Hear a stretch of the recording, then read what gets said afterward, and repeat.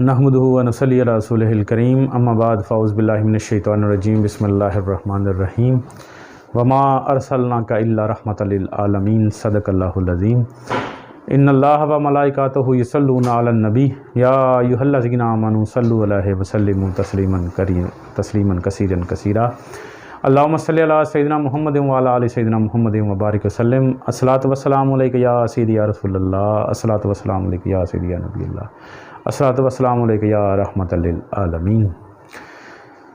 جتنے بھی سامعین اور ناظرین دیکھ رہے ہیں سب کو میرا سلام، اور یہ ماہ ربیع الاول ہے اور صاحبان یہ مسلمانوں کے لیے نہایت ہی خوشی اور مسرت کا مہینہ ہے۔ اس مہینے میں سرکار دو عالم کی بعثت اللہ پاک نے فرمائی اور اپنا اس کائنات کا جو مقصد تھا اس مقصد کو پورا فرمایا، کیونکہ اللہ پاک نے فرمایا میرے محبوب اگر میں نے آپ کو خلق نہ کرنا ہوتا تو میں کائنات ہی خلق نہ کرتا۔ یعنی اس کائنات کا جو حقیقی مقصد تھا وہ ظہور مصطفیٰ تھا، اور اللہ نے اپنا محبوب اس امت کو عطا کیا۔ اس سے بڑی نعمت اس کائنات دنیا میں ہر جہان میں اس سے بڑی نعمت کوئی نہیں کہ دو جہاں کا جو سردار ہے، دو جہاں کا جو مالک و مختار ہے، اس کا ظہور اس ماہ مبارک میں ہوا، اور ہم جیسے گناہ گاروں کے لیے آپ نے رحمت کا وہ تاج، رحمت کی وہ چادر عطا کی کہ جس میں گناہ گار ایسے چھپتے ہیں، جس میں گناہ گار ایسے پناہ لیتے ہیں کہ جیسے کسی کالی گھٹا میں انسان طوفان میں کسی ایسی جھونپڑی میں بیٹھ جائے کہ طوفان کی سختی اور طوفان کی جتنی بھی تکلیف ہے اس سے بچ جائے۔ جیسے صوفیاء فرماتے ہیں کہ جیسے مرغی جب مصیبت کے وقت بچوں کو اپنے پروں کے نیچے لپیٹ لیتی ہے کہ وہ ہر قسم کی طوفان اور ہر قسم کی آندھی سے اپنے بچوں کو بچاتی ہے، تو نبی بھی اپنی امت کے لیے وہ رحمت ہے جس رحمت کے صدقے، جس رحمت میں شامل ہونے کے لیے کائنات کے جتنے بھی جید قسم کے انبیاء گزرے ہیں ان سب نے خواہش کی۔ لیکن ہماری خوش قسمتی صاحبان کیسی عجیب ہے، کتنی بڑی ہے کہ ہم اس نبی کی امت میں پیدا ہوئے ہیں۔ انبیاء کو اپنے نبی ہونے پہ فخر نہیں رہا، یہ تو اللہ کی عنایت تھی، لیکن اگر کسی نے چاہا ہے، یعنی یہ تو اس نبی سے پوچھیں جو مقام مصطفیٰ جانتا ہے، اور وہ نبی ہونے کے باوجود کوئی پوچھے موسیٰ سے، کوئی پوچھے عیسیٰ سے، کہ نبی ہونے کے باوجود انہوں نے خواہش کی کہ اے اللہ ہمیں اپنے محبوب کی امت میں شامل کر۔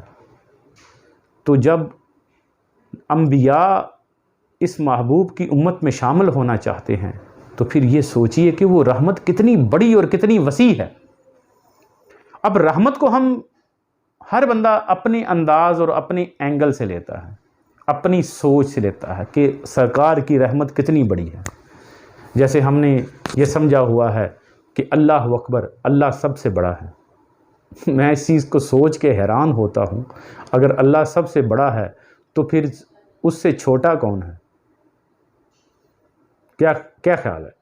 ذرا بات تو غور کریں۔ اللہ اکبر کا مطلب ہے کہ اللہ بڑا ہے۔ اب جب بڑا کہہ دیا پھر اس کا مطلب یہ ہوا کہ اس کے نیچے چھوٹا کوئی بھی نہیں ہے۔ سب سے بڑا کا مطلب کیا ہے؟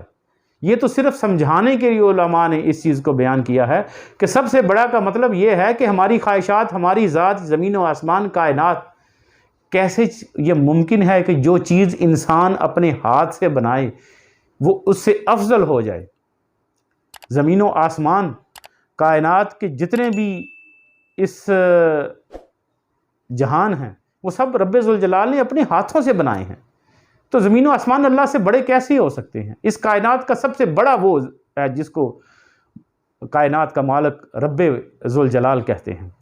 پھر اس رب کا جو محبوب ہوگا، اس کا مطلب ہے وہ بھی سب سے بڑا نہیں، وہ بھی بہت بڑا ہوگا، وہ بھی بڑا ہے، جتنا وہ بڑا ہے اس کا محبوب بھی اتنا بڑا ہے۔ کہ اس نے کہا وَكَتَبَ عَلَى نَفْسِهِ رحمہ، اللہ نے فرمایا قرآن کریم میں کہ ہم نے رحمت کو اپنے اوپر غالب کر لیا ہے، اپنی ذات کے اوپر غالب کر لیا ہے۔ گویا ایسے ہے جیسے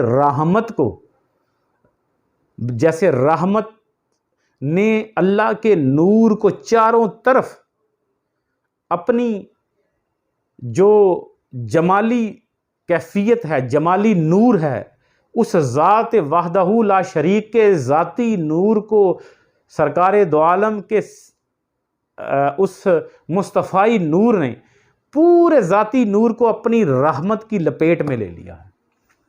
اور اس کا مطلب ہے کاتبہ علی نفسہ رحمہ، اللہ نے فرمایا ہم نے رحمت کو اپنے اوپر غالب کر لیا، لپیٹ لیا، رحمت کی چادر اوڑھ لی۔ تو مجھے یہ بات بتائیے کہ جب اس کائنات کا سب سے بڑا رب، اس کائنات کا مالک و مختار جو لم یلد ولم یولد ہے، اس نے کہا کہ میں نے رحمت کو لپیٹ لیا ہے اپنے اوپر، میں رحمت کی آغوش میں آ گیا ہوں، رحمت کی چادر میں آ گیا ہوں، یعنی وہ رحمت ہے، اس رحمت کو غالب کر لیا اپنے اوپر۔ یعنی اس لیے کہ اگر نور الہی کو، نور مصطفیٰ اگر غالب نہ آتا، رحمت اس پہ نہ چڑھتی، رحمت کا کوچ نہ آتا، تو پھر اس کائنات میں کسی چیز کو بقا ہو ہی نہیں سکتی تھی۔ کیوں کہ جب اللہ جل جلالہ اس کائنات میں اپنے نور سے چمک رہا تھا تو کائنات میں کوئی چیز موجود نہیں تھی۔ اللہ نے سب سے پہلے نور مصطفیٰ خلق کیا، اور نور مصطفیٰ کے خلق ہونے کے بعد ہی پوری کائنات کی چیزیں خلق ہونا شروع ہوئیں، کیونکہ کوئی کائنات کی چیز ایسی نہیں تھی جو اللہ کے ذاتی نور کو برداشت کر سکتی۔ یہ صرف اور صرف نور مصطفیٰ تھا جس نے اللہ کے ذاتی نور کو برداشت کیا، اور اس میں ساری کی ساری جو جلانے والی، مٹانے والی تجلیات تھیں ان کو اپنی رحمت سے گزار کے ایسے ہمارے لیے پیش کر دیا جیسے سورج آسمان پہ کائنات کو اپنی روشنی دے رہا ہے۔ اگر سورج کی وہ ساری روشنی، وہ ساری توانائی اگر ڈائریکٹ زمین پہ آ جائے تو زمین پہ کوئی چیز ایسی نہیں کہ جو اس سورج کی اس تپش کو برداشت کر سکے۔ تو اللہ نے اپنے محبوب کو اپنی رحمت کے اوپر غالب کر لیا، اپنی ذات کے اوپر غالب کر لیا، اور کہا کہ اے میرے محبوب، میں نے تمہیں خلق کیا اور تیرے لیے پوری کائنات خلق کی، اور صاحبان ایمان پہ میں احسان کر رہا ہوں کہ میں نے اپنا محبوب آپ میں بھیجا۔ یعنی اللہ بھی اس رحمت کی لپیٹ میں ہے، اور یہ پوری کی پوری کائنات۔ اب یہ دیکھیں، سائنس کہتی ہے کہ یہ جتنے آسمان پہ ستارے ہیں، یہ سارے ستارے جو ہیں، یہ ہر ستارہ اپنی گلیکسی کا، اپنی زمین کا، اپنی ایک کائنات کا سورج ہے۔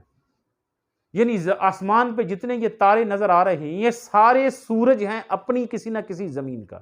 یعنی ایک زمین اور ایک آسمان کو اکٹھا کریں، ٹھیک ہے، چاند اور تاروں کو اکٹھا کریں تو یہ ایک گلیکسی بنتی ہے، ایک کائنات بنتی ہے۔ اور اس آسمان پہ جتنے کائنات کے ستارے ہیں، وہ سارے ستارے اپنی ایک زمین کا سورج ہیں، اور پھر وہ ہر کائنات کے ہزاروں لاکھوں کائنات کے جو ستارے ہیں، وہ سارے کے سارے سورج ہونے کے باوجود اتنی وسیع کائنات، اتنی وسیع اس دنیا میں، اور جتنے ہماری سمجھ اور عقل سے بالغ کائنات ہے، وہ سارے کے ساری کائنات کے لیے رحمت میرے مصطفیٰ ہے۔ اس سے بڑھ کے اور کیا چیز ہوگی کہ میرے شاہ جی قبلہ عالم بڑی خوبصورت بات فرماتے تھے۔ تو آپ فرماتے ہوتے تھے کہ جہاں تک میرے رب کی ربوبیت ہے، وہاں تک سرکار دو عالم کی رحمت ہے۔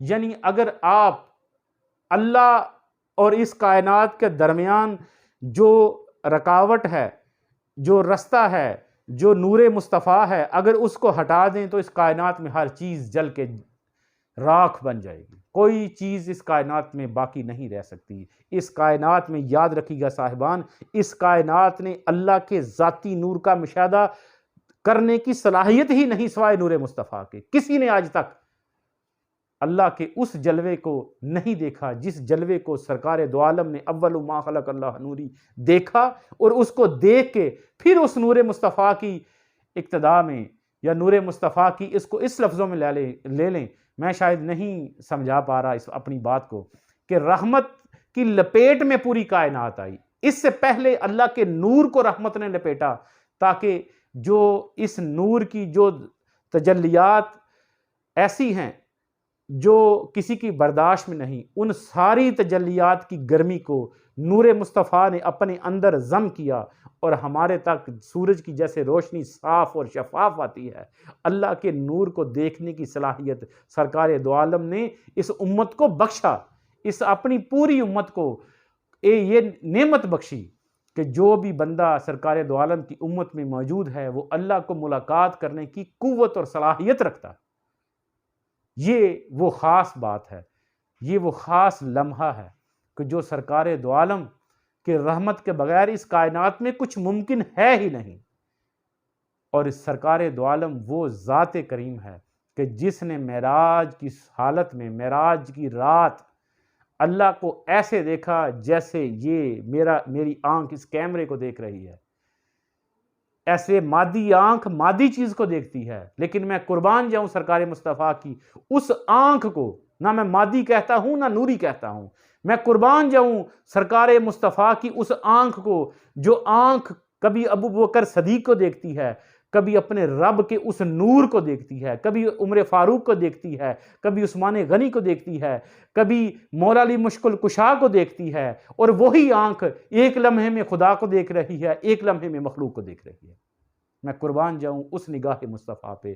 نہیں تو جب اللہ کا جلوہ، جو صاحبان تصوف ہیں وہ کہتے ہیں کہ جب انسان دریائے وحدت میں غوطہ زن ہوتا ہے تو پھر کسی اور چیز کو دیکھنے کی صلاحیت باقی نہیں رہتی، ہوش باقی نہیں رہتا، انسان کا وہم خیال تصور ہر چیز اس ذات میں ضم ہو جاتا ہے۔ لیکن میں قربان جاؤں، یہ ہے تصوف صاحبان، یہ ہے روحانیت، کہ میرا نبی ایک وقت میں خدا کو بھی دیکھ رہا ہے اور اس زمین کو بھی دیکھ رہا ہے۔ لوگ اس کے علم کی بات کرتے ہیں، جو اس کائنات میں سب سے بڑی غیب ذات ہے، جس کو خدائے واحد کہتے ہیں۔ اگر میرا مصطفیٰ انکار کر دے تو کسی موحد کے پلے میں وہ توحید باقی ہی نہیں رہتی۔ میرا مصطفیٰ کہہ دے کہ خدا نہیں ہے، کس خدا پہ مان کر رہے ہو؟ وہ خدا جو خدائے محمد ہے، وہ خدا جو خدائے مصطفیٰ ہے، اس خدا کے علاوہ تو آپ کسی خدا کو جانتے تک نہیں۔ تو پھر اسی مصطفیٰ پہ تنقید، اسی مصطفیٰ کے میلاد کے بارے میں باتیں، اور اسی مصطفیٰ کے علم غیب کے بارے میں ہم بحث کرتے ہیں کہ ان کا علم اتنا ہے، ان کا علم اتنا ہے۔ ارے یہ دیکھو کہ وہ خدا، جس خدا کی تم پرستش کرتے ہو، جس خدا کی تم پوجا کرتے ہو، جس خدا کی تم غلامی کرتے ہو، تمہیں تو اس خدا کی خبر ہی نہیں۔ اور میرا مصطفیٰ وہ ہے جو اس آنکھ سے، اس ظاہری آنکھ سے اس نور الہی کو دیکھ لے، اور اس کی آنکھ میں ذرا سا بھی ایک بال برابر بھی فرق نہ آئے، نہ نظر بہکے، نہ خیال بہکے، جنت دیکھے، دوزخ دیکھے، اس کو کسی چیز کی کوئی پرواہ نہیں۔ کیوں؟ کہ اس کی آنکھ نے جلوہ نور الہی دیکھا ہے۔ جس نے پہلی دفعہ، پہلی نظر میں ہی اس اللہ کا نور دیکھا ہو، کائنات کی چیزیں اس کے لیے کیا معنی رہ جاتی ہیں۔